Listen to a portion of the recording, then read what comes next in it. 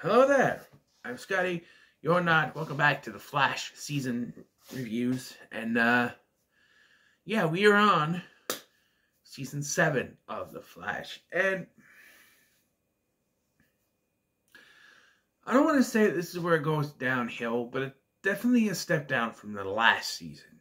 And I think mostly, and I think it's going to be a big negative when we get to season 8, but the graphic novel idea, it's not a terrible idea, but the way it's execution, it's the execution of it. On paper, it can work.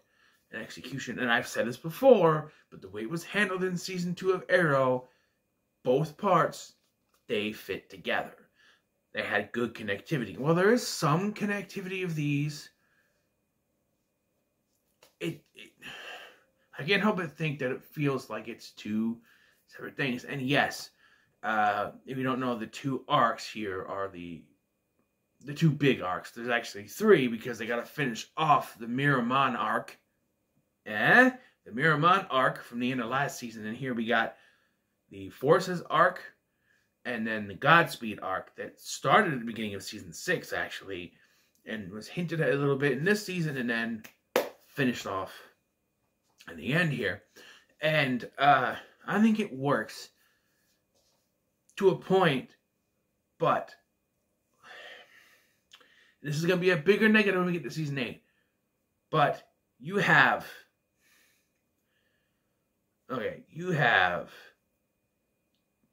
two arcs that you want to do, right? The Forces arc, Godspeed. You also have to finish off the Mon arc from the end of the last season, the Miramon arc from the end of the last season. So you got 3 episodes of that, right? It goes then, Central City Strong, episode 4, starts the Forces arc. And that goes for... Pardon me. Let me think. Why doesn't he ever pause when he goes? Well, because it's just going to get this. Okay, so because they don't have the booklet anymore. It's on the inside of the thing now, so I have to grab the case. All right, so the first 3 episodes, All Wells and End Wells, Speed of Thought, and Mother are all finishing the Miramon arc. Central City Strong, all the way to Family Matters Part 2, that's 1, 2, 3, 4, 5, 6, 8 episodes. That's the Forces arc. And then you have 3 sort of unneeded filler episodes. Good Vibrations, which is Cisco's goodbye episode. Masquerade, which is a filler episode that I really didn't care for. It has to do with Cecile and Psycho Pirate. And sorry if I butchered this, it's in Spanish. Rayo de Luis, I don't know, which is a Allegra Ultraviolet story arc. Yeah.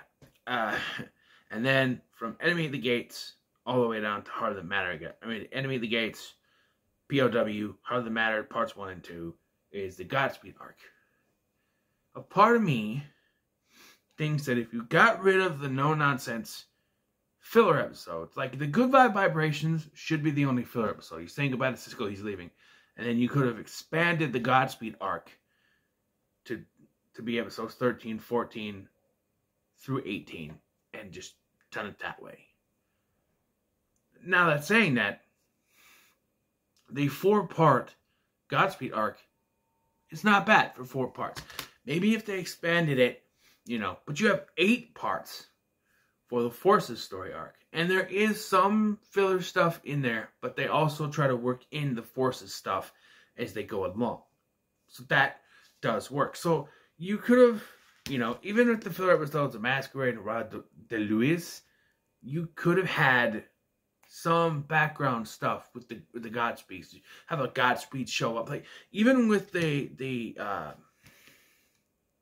episodes, like the first, I think Central City Strong, the Forces arc doesn't start really until the end, where you have Fuerza show up. And then in Fear Me, that's totally has to do with the Sage Force and Psyche showing up, right? Well, the one with the 90s has to do with Dion and the Still Force, right? And then Growing Pains. And then you have Growing Pains, People versus Killer Frost, and Timeless. Now, the Killer Frost going to jail arc, completely unneeded, because by the end of this first arc, this first graphic novel, so to speak, she's out of Iron Heights. She's out of jail, and that whole thing just went nowhere because she helped. Because, ironically, where the forces are fighting at the end, she escapes with the other ones to help bring. She escapes with the other prisoners just to bring them back in, and then she gets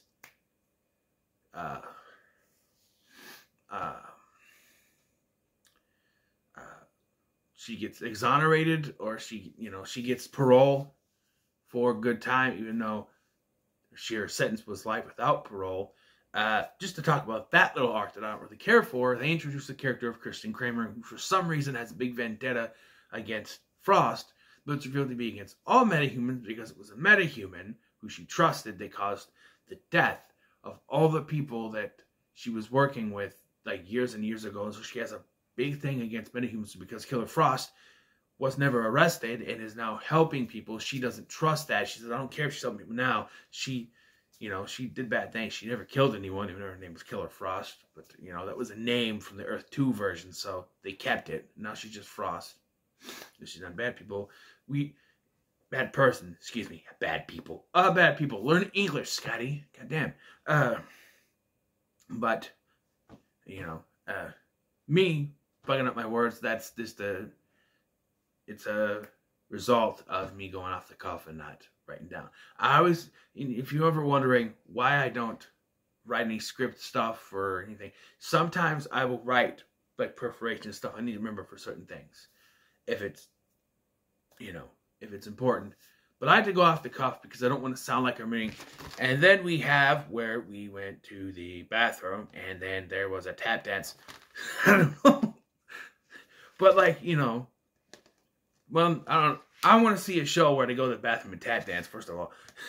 Second of all, I don't want to just have it look like I'm reading off of a script and reading it, I want it to be organic, real.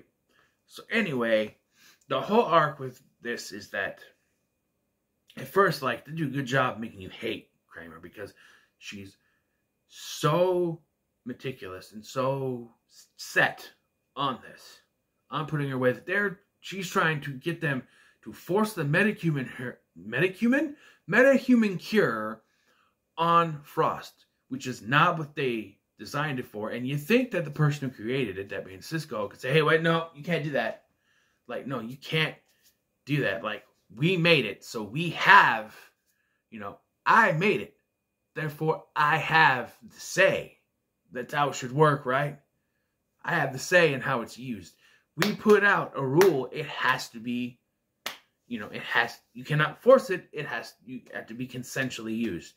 It has to be a volunteer. You have to be voluntarily take it. You cannot force it, but they're doing this. And they have a great out with this, too, that they fuck up. Because Kitten's like, I don't know if she can take it, because if she takes it, she could die. Because, oh, I forgot to mention, Doo-Doo being shot with Mirror Monarchs. Yeah, they officially call her that here. What's wrong with Mirror Mistress? Is it too girly? Mirror Monarchs, Mirror Gun or Mirror Blast, whatever. Caitlin and Frost split into two. So now Frost is on trial and Caitlin's normal. They do arrest Caitlin, but she doesn't have any metahuman genes. And I have a problem with this. They say they do it by looking at dark matter. It's already been established there is no dark matter in Frost because she's organic metahuman. She was made by her father, not by dark matter. But they say that, I don't know. It doesn't work. It shouldn't work. I don't know. But they say that if she takes it because she split from Caitlin, it could kill her. That's the out that they have for this. If, she goes, I got to talk to my mom and figure it out. All they needed to do was write in, and Caitlin comes back and says, if they're in the middle of the trial, Caitlin comes in and goes, with the mom, have the mom come in and goes, she cannot take that cure. If she does, she will die, and this court does not want to commit murder. Something like that. But no, they just have her go, oh, my mom did the test and you won't die if you take it. Why? You had it out. And it's only because they have to separate the characters. They have to separate the characters. So she goes to jail so that Caitlin can be Caitlin for a while. And then she comes out later. And then sometimes you just have Frost and Caitlin is conveniently at her mother's. Just so the actress can have a different switch where they can do a run of episodes with her still in the makeup, I guess. You know, so they don't have to swap her out and do double scenes. I guess they can have, oh, we only need Frost for this episode, so no Caitlin, you can be in the makeup the entire time. And then one episode, oh, we need a few episodes where it's just Caitlin and Frost is in jail. That's all I think why they did it. But the way they have Kramer be so meticulous and so focused on this, they have a plan where they render the cure inert, and they're like, oh, we had it tested and it's inert, so we got this from Argus, which she already knew was, because they showed at the beginning of the episode that she has it. So it's like she already predicted this somehow. And so right away you hate this person. But to the credit of the show, by the end of the season, you understand fully why she's like this, and you don't hate her as much. She works with Joe. Joe has enough, and he quits CCPD because of this, and then they make her captain, which doesn't make any sense because she's not a cop, right? I thought she just worked for the military. She's a cop. I don't know. I don't know. I don't know. I thought she was like a government liaison lady. I didn't think she was actually like a cop. Or can they put anyone in charge of CCPD? I don't know. But to kind of go back and talk about the rest of the Miramon arc, this is where it starts the complaint people have. Because how do they solve this? They talk to Eva and get her to call off her people, and then they kind of bond together, and it's like the Speed Force with the... Yeah. And Barry, of course, may be wondering, hey, what happened to Barry losing his speed? Well, they created an artificial Speed Force. It worked. And then it gave Barry speed thinking, which turned him into a Spock-esque robotic person who was thinking only logic instead of about feeling. So it's very much Spock. And they even Cisco even refers to him as Spock Flash. But, yeah. And I felt this way when I first watched, and I still feel about it now. Why introduce speed thinking if you're not going to use it in the future? They introduced the speed thinking, oh, that could come in handy. But speed thinking is too OP. So they have one episode, which is basically just filler. I mean, they get Iris out at the end, but most of it is filler, really. And like, if you took that out, like the speed of thought, that's episode 2. You took that out, the first 2 episodes could be just the finishing of the arc. But they had 3 more episodes left from last season, so they put that in. And yeah, so basically, they defeat Eva by talking to her, because it is revealed. I don't know if this was ever intended, but it feels like a retcon that Eva McCulloch is not Eva McCulloch. She's just a mirror image that was created when the real Eva died and slimed into the mirror. Also, and this is a fucking retcon, the Mirror Master we saw in the previous seasons was not real. He was a created construct by the Mirrorverse. So, far as I can tell, the real Mirror Master went in the mirror and she controlled him because she was technically in there for 6 years. And did she kill him inside there and create the mirror version? I thought the mirror... For all I know, he could still be in there. The real Sam Scudder could still be in the Mirrorverse, but he never comes out. So, he's dead? Or, we know he existed, we know he existed before the particle accelerator explosion. So we know he used to be a real person, but they never explain what happened to the real version. If she killed him, or what. You know, and part of me thought, because there's a part where, at the end of the last season, which it doesn't really get followed up, but she gets Iris finds that there's a signal coming from like a Central City PD or Central City Hospital or something like that. And, General Hospital, whatever.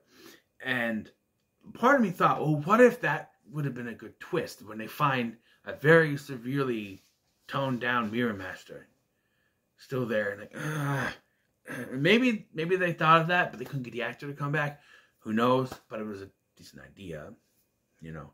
But yeah, they defeat her by talking to her, and then you have the first real arc of season 6. And they said that she's gonna go back into her Mirrorverse and create her own little mirror world. So maybe they could ever come back. Who knows? But yeah. But yeah, then Central City Strong kind of starts their rebuilding stuff. Abracadabra comes back, and it's revealed that after his last, talk with the Flash, he escaped custody, I guess, because he was supposed to be killed off, but he escaped custody. Then he mentions the Chronarch, which the last time he was here, he mentioned,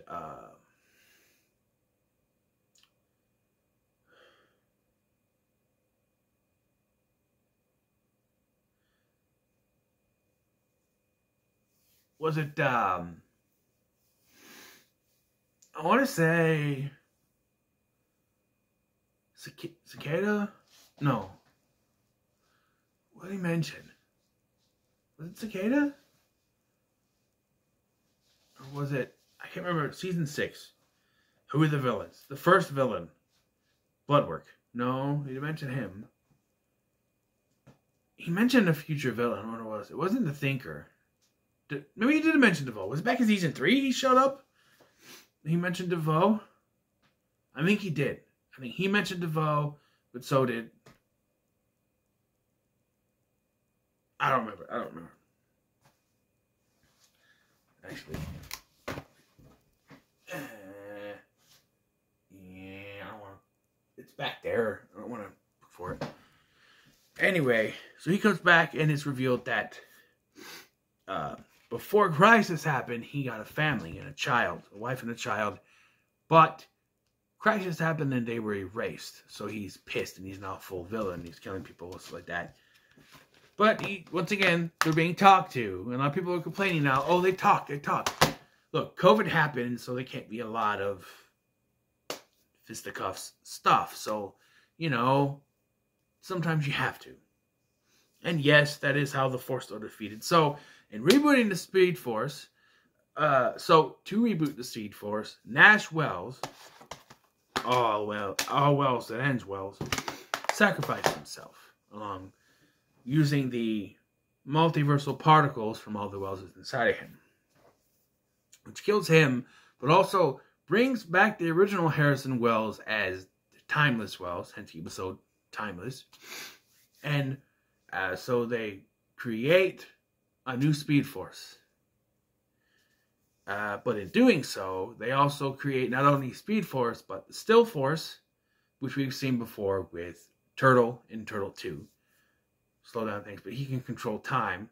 Was so good Turtle 2, but Sage Force, which is like mind stuff, and the Strength Force, which of course, Strength Force.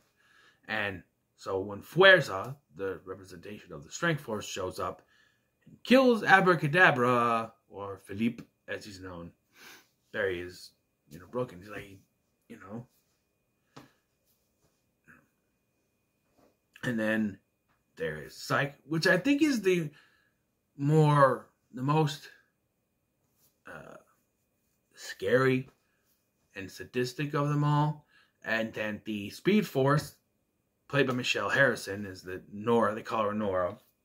But she plops into their lap. She says that they attacked her, and she wants revenge. And there's an episode where Cisco and Chester go back to the 90s. By the way, starting with this season, Brandon McKnight and Caleb Compton are series regulars. And Carlos Valdez, who plays Cisco, and Tom Cavanaugh, that's the name, Tom Cavanaugh, leave at the end of the season as regulars. And they're not even in the opening after Cisco leaves. It changes, because starting with season 6, they do this opening where all the characters are shown.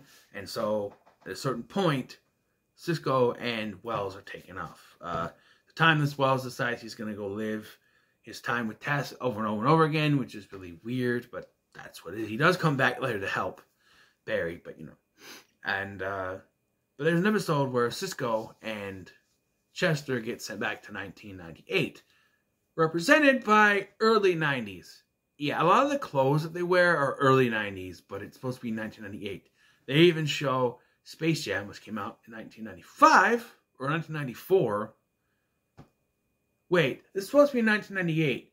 Why would they be advertising Space Jam as coming out as being in stock at Blockbuster?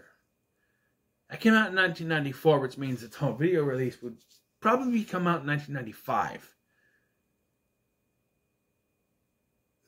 I think even says on the back here that Cisco and Chester are transported back to 1998.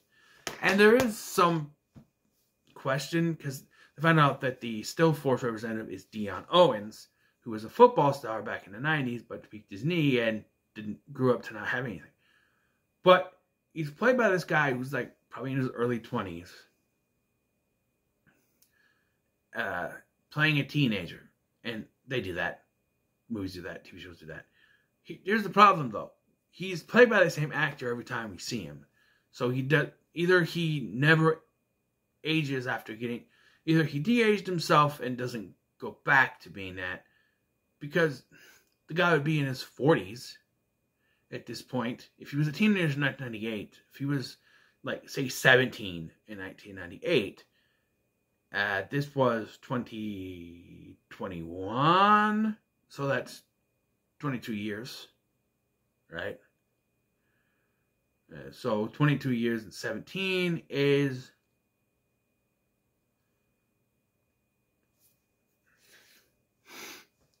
30, 17, 22, 7. Hold on. Let me do it quick. Hold on. Okay. My other phone is currently dead. I finally got it back. But, according to my math, if I did this right, please take a look. I haven't done on that problem. I think I did it right. He's been to 12, put the 1. So I think he would be 45 years old real time. I don't think the actor who plays him is 45, but that's what I'm saying. So, yeah. But it's revealed that Nora, Speed Force Nora, is the villain. And they represent this by making her wear all black and then augmenting her voice, which, I'm sorry, she was more threatening without the augmentation of the voice. But again, there's a lot of talk. The other forces are brought together. Like Dion and Alexa, or Fuerza, and then Psych, or his name is Bashir, and they each have an episode where they kind of, you know, the one with the 90s, or whatever it's called, the one with the 90s is Dion's episode where they kind of explain his backstory. One where they meet Alexa and talk to her is her backstory, and there's an entire episode that shows Bashir's backstory with some rich spoiled brats and his parents dying and everything. Yeah, so they explain it, and then they face off against the Speed Force Nora, which they're all real human people who have lived through real human things, and Speed Force Nora is just a Speed Force, which was very weird. But then again, Barry would be the Earth, you know, the human version of the Speed Force anyway, the human embodiment, so that makes sense. But they're able to solve that, and then they all just go into the Speed Force to live together. And again, Speed Force Nora is the pure Speed Force. The rest of them are human beings who are now just uprooted their lives and now just living in the Speed Force. Excuse me, I haven't had lunch yet. After this, I will. A pizza. Tim Curry there for you. A pizza. A lovely cheese pizza just for me. I'm going to put it in the oven here in a little bit. But, yeah. So that's the end of that arc. And it's fine. I think it's handled well. A lot of people complained about it. I think it's okay. And like I said, there's some filler in there. But for the most part, they did sort of keep teasing to what was going on. So I think it worked. And then we have 3 filler episodes, which, like I said, Goodbye Vibrations is decent. Cisco and Camilla are leaving town. They decide they're going to leave. And Cisco goes to work for Argus. So there's that. So they go live in Star City. Despite trying to go pick other cities. But they're going to go to Star City and they're going to work. He's going to work for Argus and she's going to be a photographer there. So they say goodbye. And the whole episode is, oh, you know, they're not getting sad or anything because they're trying to support Cisco. But he gets upset because they're not acting sad about them going. But of course they are. And there's another Rainbow Raider. So Crisis number 2 strikes. So Crisis strikes again. And yeah, there's another timeline change with another Rainbow Raider. But this time instead of anger, it's happy. And it's kind of a funny filler episode, but it's still filler. And then next, Masquerade, the most unnecessary episode. It's hinted earlier on that there's something going on with Cecile where she's seeing things. And then she's hit by this lightning. And then sometimes they see her in the background of one of the pictures at CCPD and wonder why she's there or whatever. And then it's revealed that Psycho Pirate, who we saw as a guy in the Elseworlds crossover, is inhabited her mind. And it turns out that it's the mask that makes Psycho Pirate. I don't know if that's comic book accurate, but it didn't really seem that way as the guy didn't have his mask. Well, he was able to hold the mask while he was in prison. And this feels like, I don't know. They didn't follow up with Psycho Pirate for Crisis like they were setting up. And so this just feels like a filler. And I did not care for this episode at all. And nothing against Cecile. I like what they do with her. Look, a lot of people complain that they add more people to the cast. And I don't like Chester. I don't like Allegra. I don't like her. I just want to go back to the regular 3-people Team Flash from before. Well, first of all, there was always 4. Because, well, there was always a Wells. But the Wells is gone now. And so, Caitlin is still there. And now there's Frost. But the Caitlin and Frost are kind of the same person. Okay? And then you have, they got, Cisco's gone and the Wells is gone. So then you got Chester and Allegra and Barry. So that's 4, technically 5 with a Frost, but they're technically still the same person. I don't know what they're doing in season 9, but we'll get to that. And yeah. And during the arc where people used to Killer Frost, there is another ice meta out there, which they say is Killer Frost. But it's actually Mark Blaine or Chillblaine, who's a bartender. And I like Chillblaine too. A lot of people complain about him, especially in season 8. Oh, I hate Chillblaine. He needs to go away. And now he's going to be regular in season 9. So I like him. I like the actor. I think he's pretty good. He's one of those redemptive types. And yes, they are sort of trying to copy what they did with Leonard Snart, aka Captain Cold. But I think it works. And so he has an arc where he and Frost are kind of in love. But she doesn't want to admit it, although she says, I have a crush on someone, but they, I don't like him. Go away, that sort of thing. Sorry, it was a cup. And then, so he sort of helps them take down the Godspeeds when the Godspeeds happen. So the Godspeeds start showing up and they're clones again. They're trying to find the real August Hart. And so that sets that up. And then Jay Garrick has gotten his speed back thanks to the Speed Force. Because it was revealed. He helps Barry in the early episodes. Or last season. Whatever it was. I don't know anymore. But he gets his speed back. And so you have Michelle Harrison essentially playing 2 roles. As the Speed Force and as Joan Garrick. Or Joan Williams. I don't know. Whatever. But also, Nora has been showing up since the beginning of this arc. Nora shows up in a dream. So it's a happy dream. And then it's a negative dream. Not negative, like negative Reverse Flash, but like a bad dream. It's like, no, the timeline.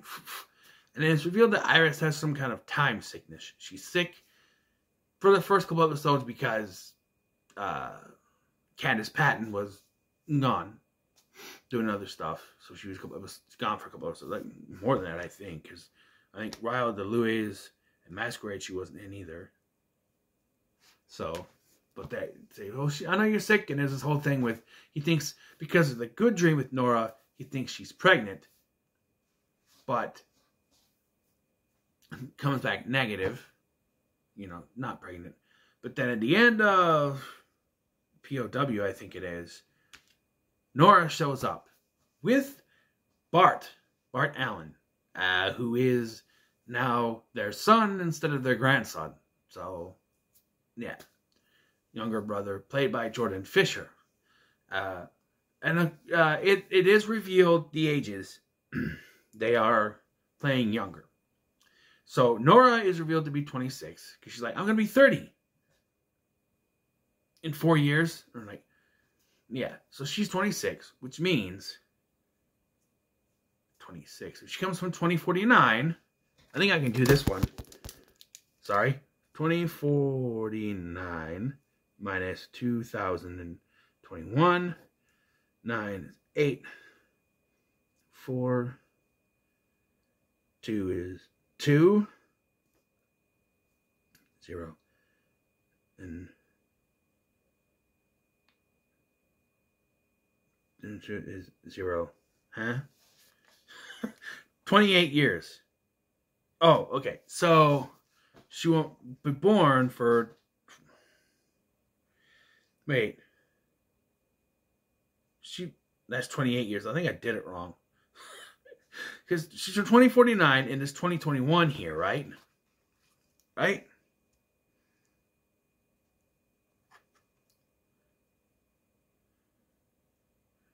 It doesn't say the air dates anymore. But, because I swear this didn't come back till 2021 because of COVID.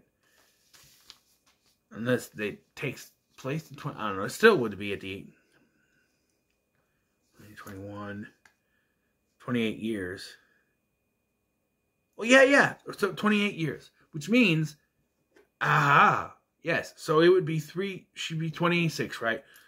2 years. So she would have to be born. So I wonder if they're going to do something with Iris being pregnant at the end of the final season. Or at some point during the final season. It would have to be. You think because she would be born. Okay. So if we do... Okay, what I should have done. 2049 minus 26 years. Not 22. 26. So 9 minus 6 is 4. Obviously. No, wait. 9 minus 6 is 3. Shut up. 9 minus 6 is 3. 2... Yep, 2023, which means 2023. So, which means when Flash originally died, if she was still around that same age, then, excuse me, then, yeah, she would have been born a year before the Flash disappeared. So, 2023, yeah, Iris is going to have to be getting pregnant, or... Wait. Iris is already going to have to be pregnant by the time this season starts for that to happen. She's going to have to be a few months along, which means they should have teased something at the end of the last season, because if this is not coming back till 2023. I don't know. It's going to be iffy. It's going to be iffy. Doing the math. And then Bart's only 19. It's revealed that... Godspeed is Bart's Thawne. He killed Jay Garrick in front of him. Much like Thawne killed Barry's mother in front of him. So it's the same kind of thing. And they find August Hart, but he doesn't have his memories. And so they are forced eventually to give him his memories. And a lot of people complain that the finale, because they set up this big speedster thing where they have... It's Jay, Barry,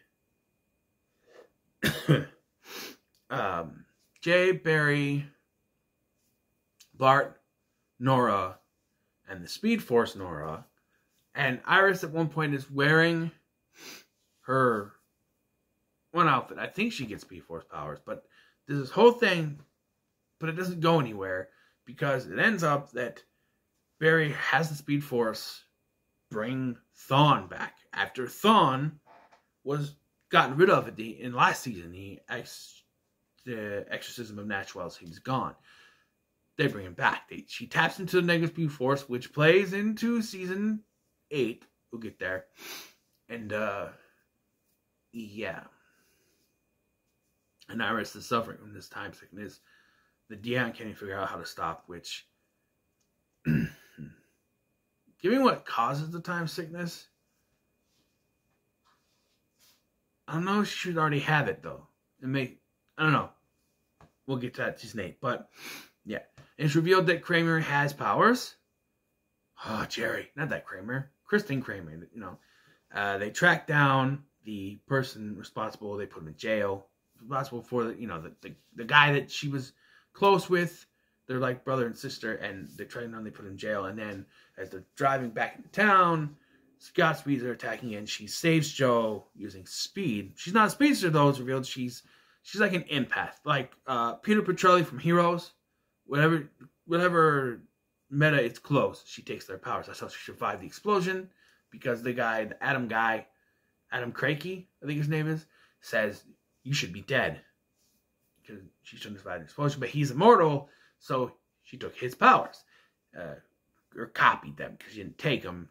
He still had them, and then she took one of the Godspeed's powers, or copied them. So there's that. But they're able to defeat the Godspeed, because they give the Godspeed his memory back. The real August Hart memory back. And it's a different actor too. I don't know why. Sorry, my throat's going up. And they give him his memory back, and he becomes evil. He absorbs all the other Godspeed, makes them technically faster than Barry. But like I said, they bring in Thawne. And we have a lightsaber duel. Yeah, and then Cisco does mention Empire Strikes Back later, but yeah, Cisco comes back to help during one of the first the Gates episode, or not the Gates, first Heart of the Matter, which both finales to the arcs for this season have Matter in it. Family Matters and Heart of the Matter. But yeah, because Diggle shows up with some Argus tech, and they do some setup with this stupid Green Lantern ring stuff, which I don't like how they handle that at all. They were clearly set up for him to be a Green Lantern, but then stuff was falling through with the Green Lantern stuff at HBO Max, and they just said, nah, have him say no, which, what's the point? What is the point of setting it up and you're not going to follow through with it? Don't even do it to begin with. But anyway, you have a lightsaber battle, right? Lightsaber battle, and with August Hart or Godspeed having a white one, and Thawne having a red one, Barry has a yellow, orangish one, and they win because Thawne stabs him through the chest or whatever, but he doesn't die. You could have killed him. Wasn't that the point? Which I always think it weird that every time Thawne is suited up, it's Tom Cavanaugh version of Thawne, by the way. We'll get in the other version next season, but Tom Cavanaugh version of Thawne, which everybody says, oh, when Matt Lesher back? When Matt Lesher back? He has other stuff to do, I guess. I don't know. And, Cavanaugh is there. It's easier for them. And this is the last season they were going to have him as a regular, at least. He does come back next season, I'll tell you that. And yes, I've complained before about trying to work in Reverse Flash, but this makes a lot of sense because Barry says he needed someone who didn't have any inhibitions. He knew that Thawne wouldn't let anyone but him kill Barry. So, yeah, he needed that. And then Thawne zooms off. And it is shown that Barry is faster than Thawne now because of the forces and everything. So he is faster. And, yeah, and the season ends on a kind of sappy note with the renewal of vows for Barry and Iris. And everyone is there. Yeah, and you can't have Jordan Fisher on the show without having him sing a song, so He sings a song which is not Running Home to You, which is what he should have sang. It's some other song, which, I don't know. It's fine. It's cheesy. It's sappy. I don't care. And there's no cliffhanger. There's no cliffhanger for the next season. So, who knows what they were going to do, but we do now, but who knows, I guess it just didn't, I don't know, maybe they didn't know, or they just wanted to end it like that without a cliffhanger, but they do sort of set with the Thawne thing, it says, I'll be back. So they set that up, but yeah. Overall, though, I think season 7 was good, but a step down from season 6. Bringing back Nora was a good idea, and I did like the Speed Force arc. I think the Godspeed could have had a couple episodes more to it, because it does feel kind of rushed going forward with only 4 episodes to tell the story. And we'll get into... Oh, season 8 is going to have more negatives for me. I'll tell you that much, because there's way too much fucking filler in that season. When we get to that. But I think this is decent. It's going down, but not Titanic down, if you get what I'm trying to say. Still a decent season, I think. We lose 2 original cast members, but it's fine. Yes, is there a big hole in the show with Cisco gone? Yes, but I think that Chester P is a good replacement for him. He's smart, and that's great. Allegra, she's just another meta, but I think she works as well. All the stuff with her and Esperanza. By the way, Esperanza dies because she's going to go take care of the people who wronged her, and Allegra elects to stay behind and help the Flash, which she saved Barry's life, by the way. But because of that, Esperanza dies, and that halts her powers, which, stretches some things out. But it works. It works, but yeah,